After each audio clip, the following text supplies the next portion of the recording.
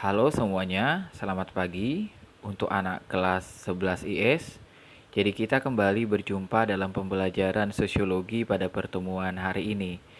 Dan pada kesempatan kali ini, kita akan membahas materi tentang dampak konflik.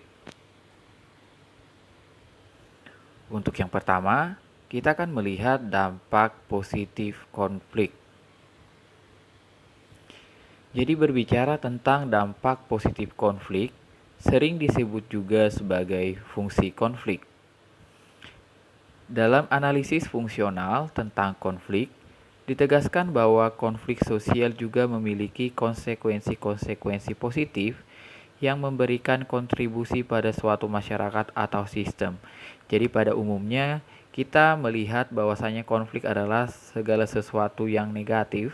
Ternyata di sini bahwasanya konflik itu juga dikatakan memberikan dampak positif. Jadi yang seperti apa? Mari kita lihat satu persatu.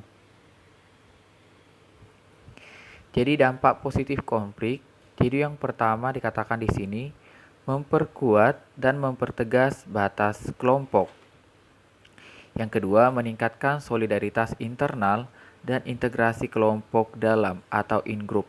Jadi artinya dengan adanya konflik itu dalam satu kelompok, pada umumnya akan menciptakan keharmonisan yang lebih lagi sebenarnya di dalam suatu kelompok itu. Yang ketiga dikatakan di sini, konflik dengan kelompok tertentu akan menimbulkan hubungan tarik-menarik antara kelompok satu dengan lainnya. Fungsi yang keempat, konflik lazimnya mampu menggugah warga masyarakat yang semula pasif menjadi aktif, melaksanakan peran tertentu dalam masyarakat. Jadi artinya dengan adanya konflik ini, ada masyarakat yang pasif, mereka melihat apa segala sesuatu terjadi, akhirnya mereka akan menjadi aktif dan akan melihat bahwasanya ada harus dilakukan sebagai peran mereka sebagai masyarakat itu apa. Di sini juga ada berbagai dampak konflik lainnya, yaitu munculnya pribadi-pribadi yang kuat dan tahan uji menghadapi berbagai situasi konflik. Jadi artinya dengan adanya konflik itu akan membantu masyarakat lebih bagus lagi pribadinya terhadap apapun ancaman yang menimpa sekitar mereka. Yang selanjutnya mengarahkan pada inovasi dan perubahan. Jadi artinya dengan adanya konflik ini akan membawa perubahan di dalam dirinya. Dampak yang selanjutnya dikatakan yaitu sebagai sarana evaluasi. Jadi artinya mereka akan menilai bahwasanya udah sampai mana dirinya sebagai masyarakat, pasti akan ada yang namanya cross check atau penilaian pada diri mereka. Yang selanjutnya, adanya kompromi baru menyangkut aspek-aspek tertentu dalam kehidupan bermasyarakat bila pihak-pihak yang berkonflik memiliki kekuatan yang seimbang. Sekarang kita masuk pada dampak negatif dari konflik tersebut. Berarti berbicara tentang dampak negatif hal buruk yang didapat dari sebuah konflik. Jadi berbicara tentang dampak negatif dari konflik sering disebut juga sebagai disfungsi konflik.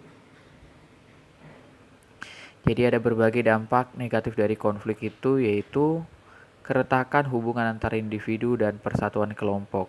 Ini jelas dengan adanya sebuah masalah atau konflik, jadi keretakan antara individu ataupun dalam kelompok itu bisa akan semakin renggang. Misalnya, kamu berkonflik dengan kawanmu, atau kelompokmu atau kelasmu berkonflik dengan kelas sebelah, artinya akan mengakibatkan keretakan di sana.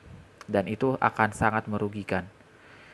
Yang kedua, kerusakan harta benda dan hilangnya nyawa manusia ini jelas. Misalnya bisa kita lihat contohnya pada kegiatan demonstrasi anarkis ataupun misalnya dalam perang akan merusak fasilitas dan juga menghilangkan nyawa seseorang atau bisa dikatakan sampai meninggal dunia. Yang selanjutnya, perubahan kepribadian individu juga akan dapat tercipta apabila konflik ini terjadi. Yang selanjutnya juga dikatakan dampak negatif dari konflik, dominasi kelompok pemenang atas kelompok yang kalah. Jadi artinya kelompok yang kalah itu akan merasa tertekan dan akan merasa terkucilkan dengan adanya kelompok pemenang. Di sini mengutip pendapat dari William Kornblum, dia mengatakan pada situasi dominasi tersebut, situasi yang mana maksudnya situasi yang kelompok pemenang atas kelompok yang kalah, ada beberapa hal yang akan didapatkan. Yaitu yang pertama, pembunuhan secara sengaja dan sistematis terhadap anggota kelompok yang kalah atau genosid. Yang kedua, mereka akan mengalami yang namanya pengusiran. Seperti halnya pada masyarakat Rohingya yang ada di Myanmar. Yang selanjutnya ada perbudakan atau bisa juga dikatakan ini seperti hal penjajahan atau kolonialisme. Yang selanjutnya ada segregasi atau pemisahan. Dan yang terakhir adanya asimilasi atau pembaruan yang terkadang dilakukan secara paksa. Jadi sekian penjelasan Bapak tentang dampak positif ataupun dampak negatif dari konflik tersebut. Jadi apabila ada hal yang ingin ditanyakan, kita akan kembali pada forum diskusi kita.